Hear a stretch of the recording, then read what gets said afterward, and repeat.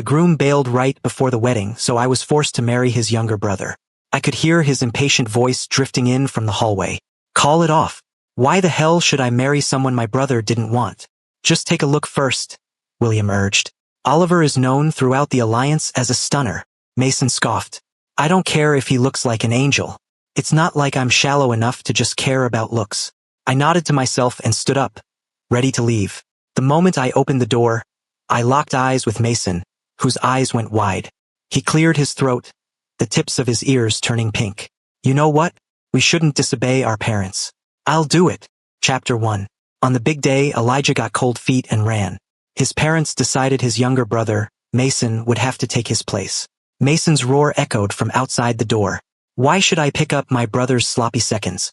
Can he not find anyone else? Is he desperate to stick to our family? No way.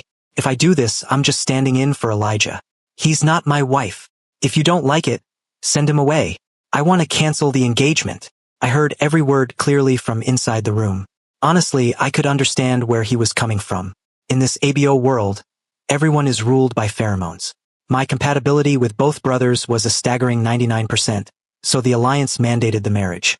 They claimed it was the kind of number that guaranteed love at first sight and genetically superior children.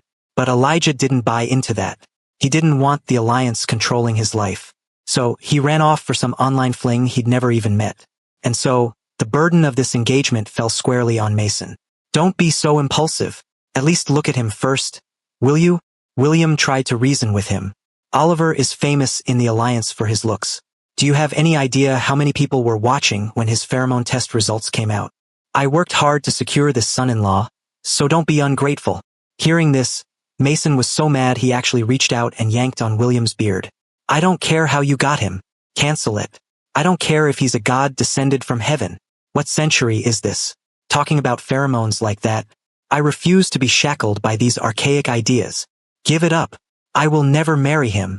Mason had a loud voice, and he showed no mercy on the beard.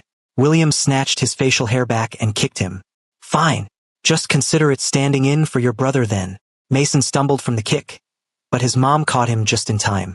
Old man, don't you regret this? I'm telling you one more time, I'm doing this for Elijah. That means he's my sister-in-law. I want nothing to do with him. That attitude made William want to kick him again, but Barbara stopped him. If he doesn't want to, don't force him. We picked Oliver for your eldest anyway. Why force Mason? Mom's the best. I promise I'll find you a great daughter-in-law later and give you a bunch of grandkids to spoil. As for the old man, he doesn't get to hold a single one. Mason hid behind Barbara, provoking his dad. I couldn't listen to any more of this. According to alliance regulations, if the assigned couple refuses to marry within a month, the match can be annulled. Since he was unwilling, I didn't want to force it. I decided to go out there and clear things up. As soon as I opened the door, I was met with a pair of bright, peach blossom eyes. He glanced over casually, but when his gaze landed on my face, he froze. Dad, is this the wife you found for me? He looked excited. His eyes were shining so intensely it was almost scary. No. William huffed, clearly annoyed. Didn't you say you didn't want to get married? Didn't want to be shackled by feudalistic thinking? I certainly can't make decisions for you. Hearing that, the surprise on Mason's face vanished instantly. He wilted like a dying plant. He looked at William with puppy dog eyes, his expression practically screaming. Dad, you're useless. How could you fail to secure such a perfect wife? William was fuming. You ungrateful brats have no taste. You think I don't know what you like? I specifically picked him for your brother, and that idiot ran away without even looking. He's going to regret this. William got angrier as he spoke. What a waste of my efforts. While William complained, Mason kept stealing glances at me. Whenever I looked back, he'd quickly turn his head away, leaving only the tips of his burning red ears visible. A moment later, his gaze would sneak back. When he heard that I was the one chosen for his brother, the one his brother ran away from, his eyes suddenly lit up. The wife chosen for my brother?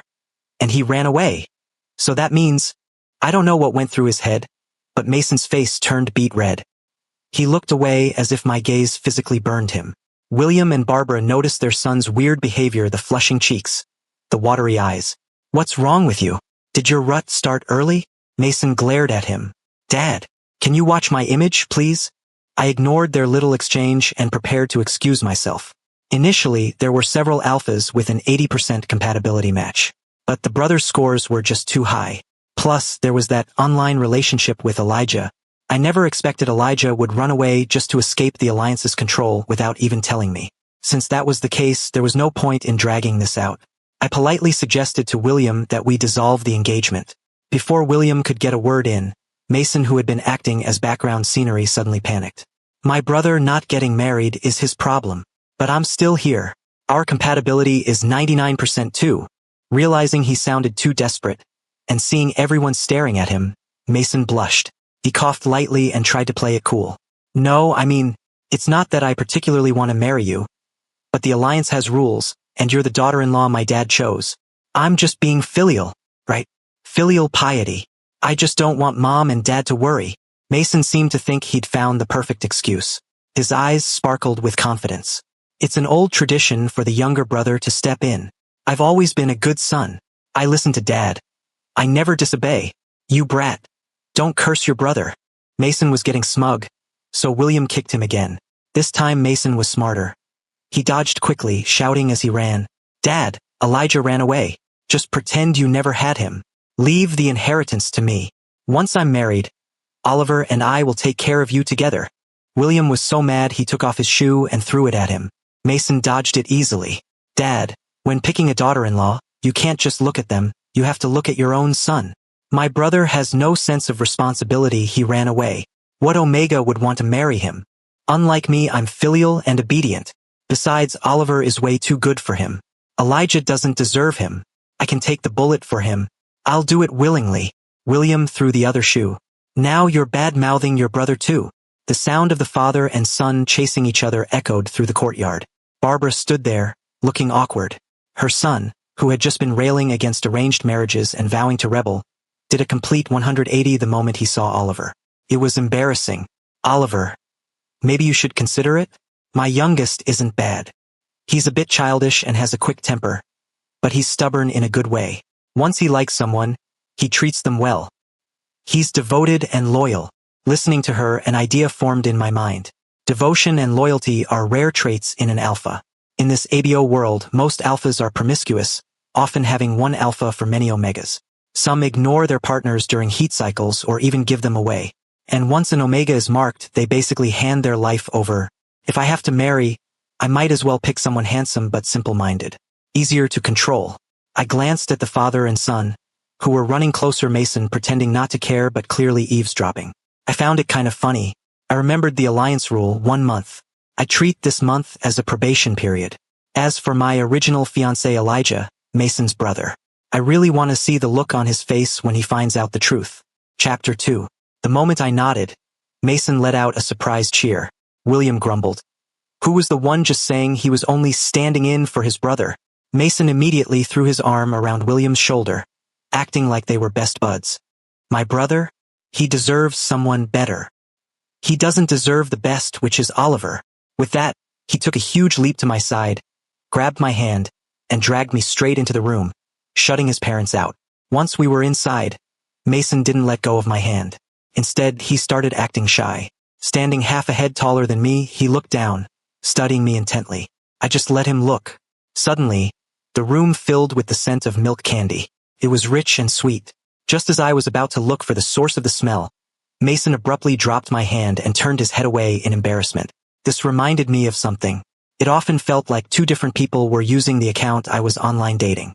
The Alliance's online game is incredibly advanced. You can use your real face or design an avatar, making it feel like a parallel world.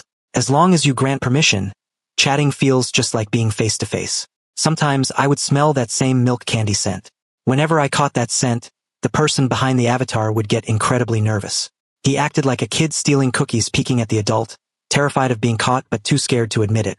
In those moments, I loved teasing him.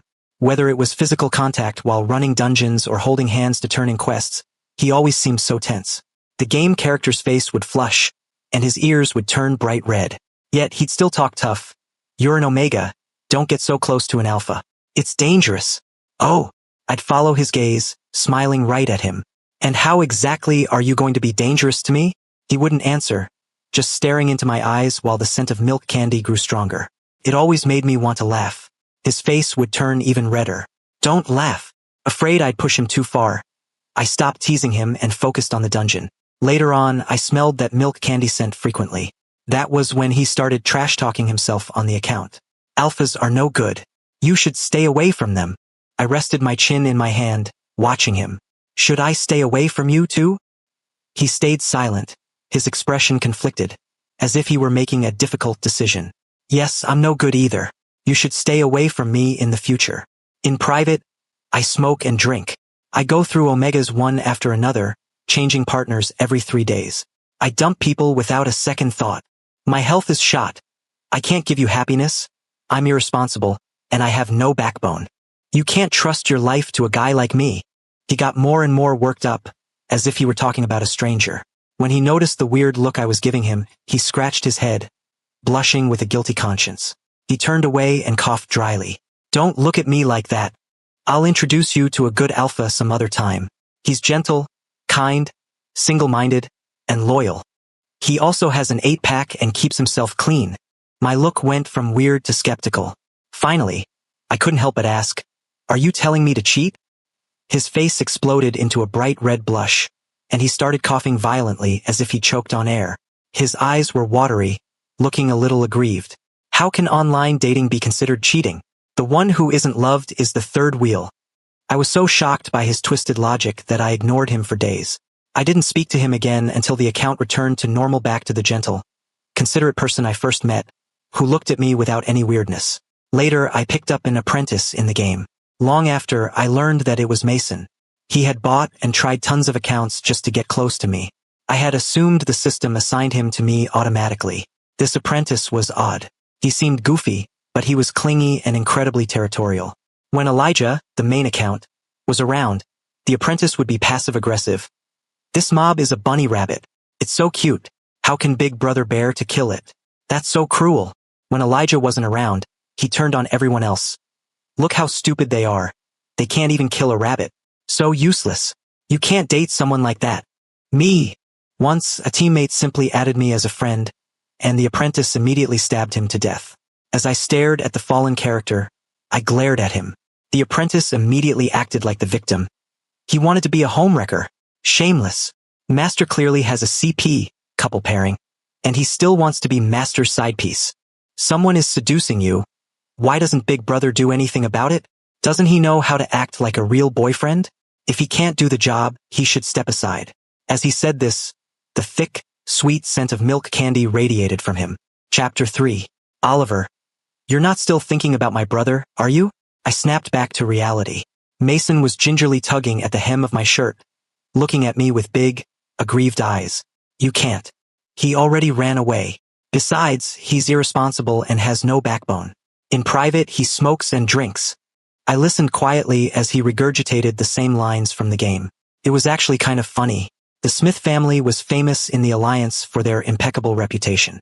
Omegas who married into the Smith family were known to be happy because the Smiths didn't engage in the usual sordid ABO drama.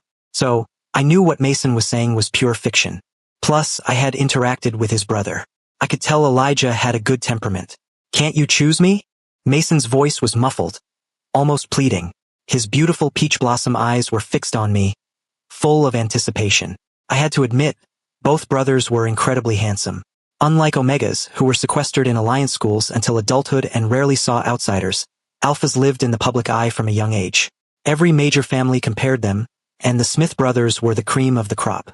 Looking at his striking features, his moist eyes, and the slight redness at the corners of his eyes, I suddenly felt the urge to tease him. I leaned in slowly and asked with mock seriousness, "Choose you? Do you even know what you're supposed to do on your wedding night?" Mason froze. His face instantly turned a deep crimson. He lowered his head, avoiding my gaze.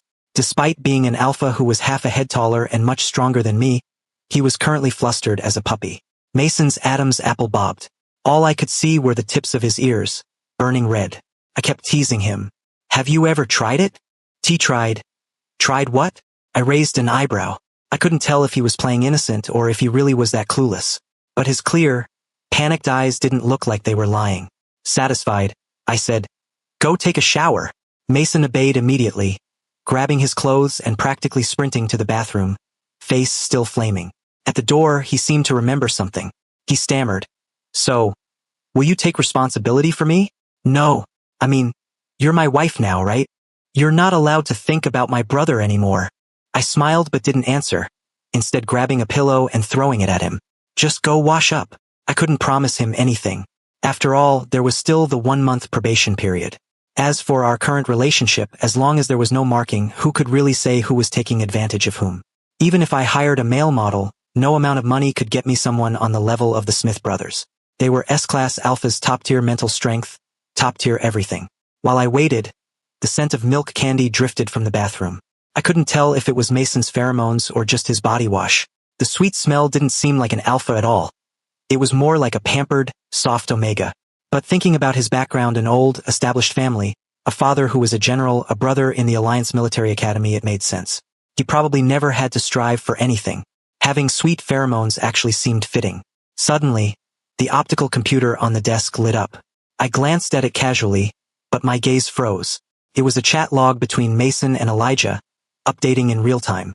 I checked the bathroom, no movement, so I turned my attention back to the screen. Elijah, how's it going at home? Did that Omega leave yet? Mason, not yet, bro. You were so right to run. I saw him today. That Oliver is just average. Seriously, totally plain. He won't even initiate any intimacy with me. He's way too aloof. You definitely couldn't handle him. Don't come back for a while and don't contact mom and dad. If you need anything, tell me. I support your pursuit of true love. Running away was the right call. Absolute genius. Bro, I've got your back. Together against arranged marriages. Down with feudal thinking. As he typed, Mason transferred money to his brother. The number of zeros at the end was enough for Elijah to run to the ends of the earth. Elijah, completely clueless, was touched. Elijah, good brother, you're suffering for me. Elijah, try to talk some sense into mom and dad. Elijah, when I find your sister-in-law, I'll definitely bring him back. Elijah, I'll let mom and dad see my true love. I bet he's 1,000 times better than that Omega they picked out. Mason showed zero guilt.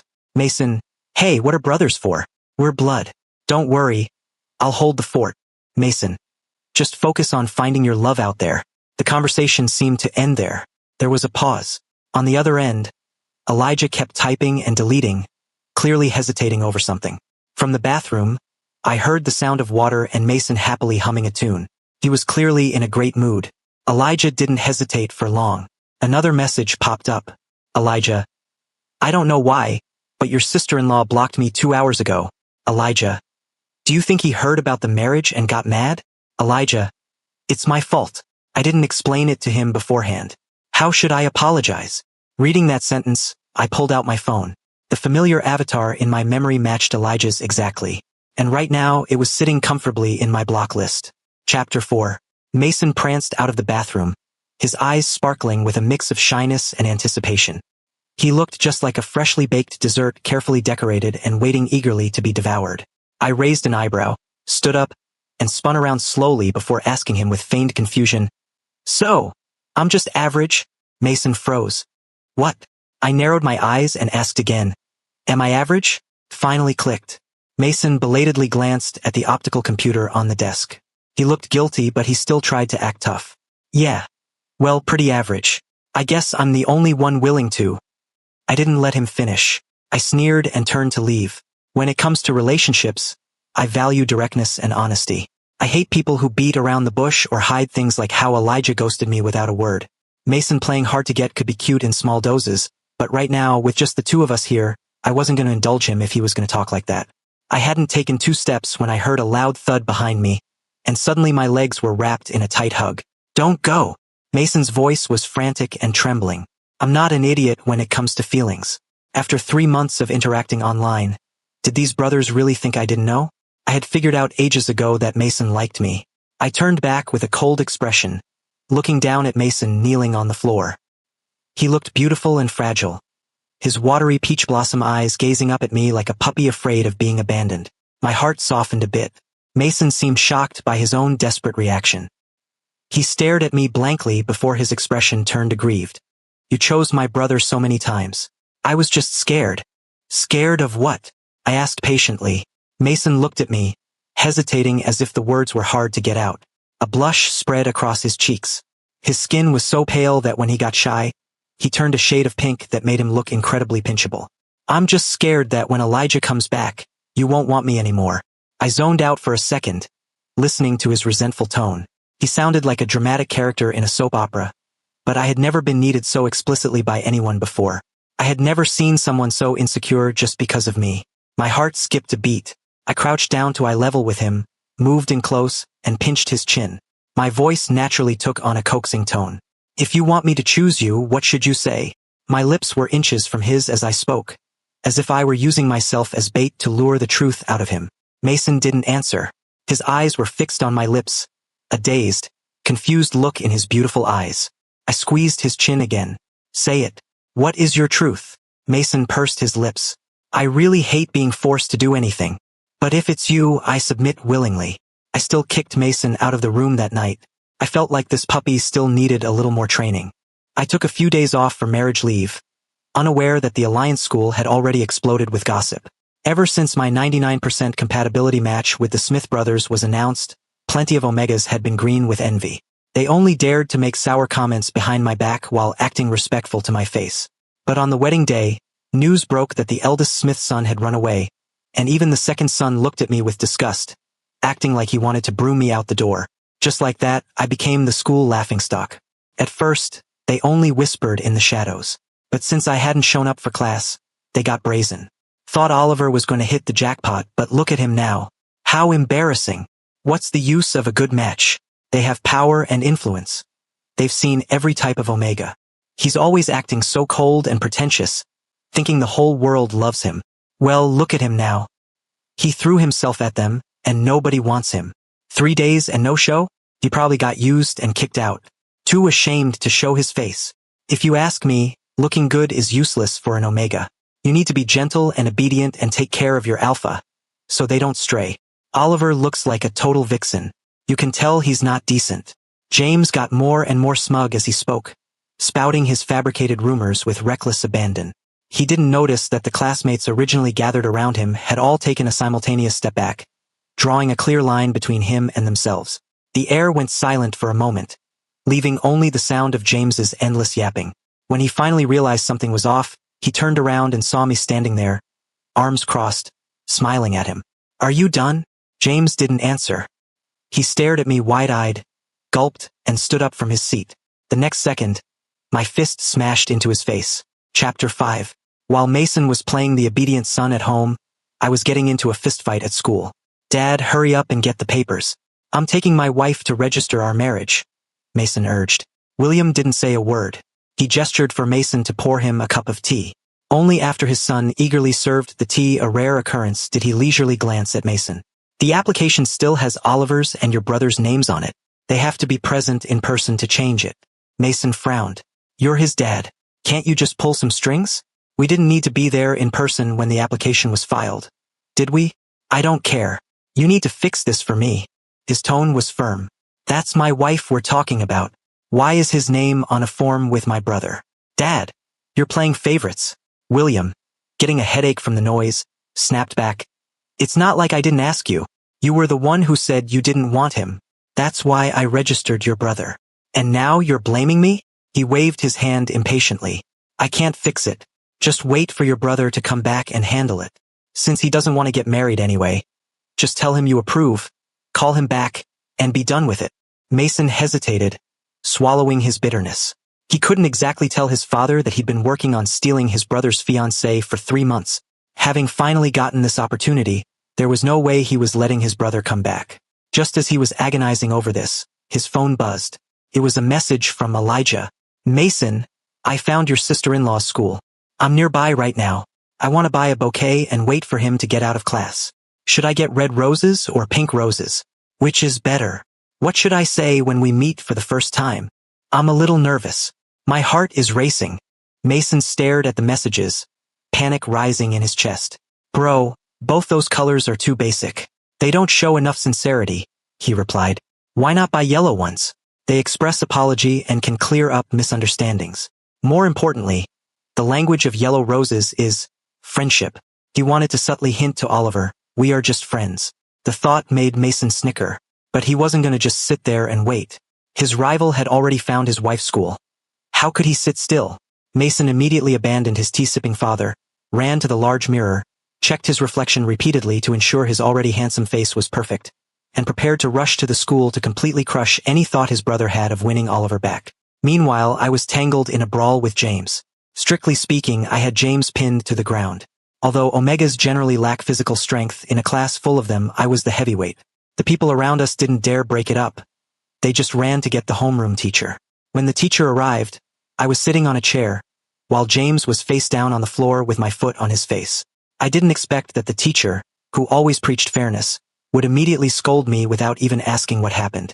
Oliver, the Smith family already called off the engagement, and you still haven't learned to control your temper? Have you no self-reflection? Look at you. Is this how an Omega should act? His expression suggested I was the greatest disgrace in the history of education. Do you still think you're that sought-after S-class Omega? Both Smith brothers rejected you. That clearly shows there's something wrong with your character. Look at you now. You can't even compare to James. He might only be an A-class, but he knows his place. He behaves himself and never messes around with online dating. I told you long ago, the most important thing for an Omega is reputation. And now, your reputation in high society is trash. Since you refuse to listen to me, I don't want to keep you here anymore. You're an adult. Go process your withdrawal from the school yourself. The teacher kicked my foot away and helped up James, whose face was bruised and swollen. I'd heard James had a decent match lined up, a family not as prestigious as the Smiths, but they reportedly got along well. In the teacher's eyes, I was clearly a discard. Yet, facing the teacher's reprimand and the threat of expulsion, my expression didn't change. I asked again, "Sir, are you sure you want to expel an S-class Omega because of rumors spread by James?" The teacher frowned, looking impatient. "With your reputation, you think you can still study here? Stop being an eyesore. I don't want to use special measures. It won't look good for anyone." "Oh, you won't use them?" I smiled, pulling out my phone and dialing the Omega Protection Association. "Then I will." This place was different from others. Because Omegas were rare and precious, they were concentrated in alliance-affiliated schools from the moment they presented. These institutions were a blend of protection and education. My school, located on the main star, not only held significant influence but also possessed law enforcement authority. People in uniform arrived quickly. Since they were all Omegas, their attitude was friendly. After a routine round of questioning, their eyes finally landed on me. "Sir, according to everyone's testimony, you beat James up indiscriminately," one officer said. "Can you tell us the reason?" I paused. "Is that what they all said?" "Yes. These are the testimonies provided by your classmates and teacher." The officer handed me the record book. I pursed my lips and turned to look at my classmates. Those faces that once seemed kind and friendly had betrayed me without hesitation. They looked away, guilty, avoiding my gaze, but I had no intention of letting them off the hook. I pointed at the record book and said, "Then I'll sue them too." Chapter 6. The homeroom teacher actually had a point about one thing. An Omega's reputation is everything. It determines their lifelong happiness. When alphas pick a partner, they don't just look at rank and fertility. They care about character and morals too. The higher the status, the higher the standards. So, slandering an Omega is a serious crime, and slandering a high-ranking Omega is even worse. No one wants a stain on their permanent record. But this statement immediately sparked a backlash from the class. "Oliver, you did those things yourself. Are we not allowed to speak the truth? What did James do wrong? You threw the first punch. Don't think we have to let you slide just because you outrank us." I listened quietly, not feeling sad or self-doubting, just annoyed. The teacher stood by, looking smug and mocking, watching me like I was a circus act. I ignored them, took the brooch off my chest, and handed it to the officer in front of everyone. Before I could speak, James jumped in. "Oliver, are you trying to bribe them?" I almost laughed at his logic. Who bribes a cop in broad daylight? "Sorry, my memory isn't great, and I'm afraid of forgetting important things, so I like to record everything," I explained. "Here's the evidence." The classroom went dead silent. James turned beet red but kept arguing. "How can you call it slander? The Smith heir ran away from your wedding, and the second son wanted to call it off before even meeting you. Everyone in high society knows this. Did you think everyone cares about your face? Are we that shallow? You deserve to be kicked out. There are plenty of unmarried Omegas in this class who don't want to be in the same school as someone like you. We don't want our reputations tarnished. However, he didn't dare repeat the part about me being used up and thrown away. That was a lie he had fabricated out of thin air, and it was direct evidence of slander. With law enforcement present, he only dared to shout about things that were public knowledge. But when he met my gaze, James immediately hid behind the teacher. He was terrified after the beating I gave him, muttering quietly, "Do you think you're still that untouchable, top-tier Omega? Who said Oliver was kicked out?" A tall, upright figure suddenly appeared at the classroom door. He was exceptionally good-looking, with charming, slightly upturned peach blossom eyes, features more exquisite than most Omegas. The whole class froze, not just because they rarely saw outsiders, but because Mason was simply dazzling. The only word to describe him was beautiful. No wonder the rumors said marrying into the Smith family was bliss. Waking up to that face every day would make anyone smile in their sleep. The whole class looked at me with jealousy. I lifted my head and stared back at each of them. The room fell instantly silent. James was the first to snap out of Mason's spell. The pain on his face, combined with the jealousy sparked by Mason's arrival, made him physically writhe. "Master Mason, you don't need to cover for him," James said righteously. "We all know Oliver has no virtue. He messes around with AO relationships online. He has 2 boyfriends. James kept rambling, completely missing the flash of secret delight on Mason's face. "You guys think both of those online accounts were his boyfriends?" Mason asked. James was clueless. Of course. Oliver moved on seamlessly. As soon as one alpha left, another one stuck to him immediately. How is that not 2 boyfriends? Mason's ears turned pink. He cleared his throat, his eyelashes trembling as he muttered under his breath. Was I really that obvious back then? Having made his complaint, James looked at me provocatively, trying to smirk despite his bruised lip. He walked up to me and sneered, "Oliver, let's see you be arrogant now. I don't believe someone of Mason's status would tolerate you 2-timing him." I didn't say anything, just looked at him like he was an idiot. Just then, the officer walked over with a notepad. "Mr. Mason, I need your cooperation with a few questions." Mason was in a great mood and dropped his bad temper, answering every question. "What? My brother ran away? That's just him having self-awareness. He doesn't deserve Oliver. Allow me to introduce Oliver, my wife." Mason looked around proudly, like a kid showing off a prize. "Who said I didn't want to marry him? Getting married is awesome. I want to cling to my wife 24/7. Used and thrown away?" Mason blushed, his pale skin turning pink all the way down his neck. "Used? How exactly? When? On his stomach? Kneeling? Lying down? Spread eagle? Bedroom? Bathroom? Balcony? Outdoor hot spring? I'm down for whatever." Mason got more excited and redder the more he spoke. The crowd and myself fell silent. Only James looked at him in disbelief. "You don't mind?" Mason looked confused. "What business is it of yours, you ugly freak, if I'm dating my wife? Get a life." Chapter 7. And just like that, the truth came to light. James, identified as the ringleader, was hauled off to await sentencing. The homeroom teacher had his license revoked for professional misconduct and was blacklisted from ever teaching again. As for the students who jumped on the bandwagon to give false testimony, they were either suspended or expelled depending on the severity of their involvement. And me? I became a celebrity at school dubbed the Omega who really knows how to have a good time. Walking out of campus with Mason, he kept his head on a swivel like a scout in enemy territory, though I wasn't sure what he was guarding against. Suddenly, someone dropped to one knee holding a massive bouquet of 999 yellow roses. I instinctively tried to dodge, but the flowers shifted with me. They were definitely meant for me.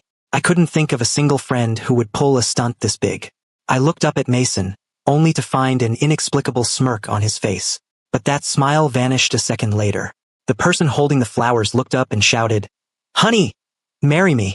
When he raised his head, he found himself staring directly into Mason's darkened face. Mason immediately stepped in front of me, smiling a smile that didn't reach his eyes.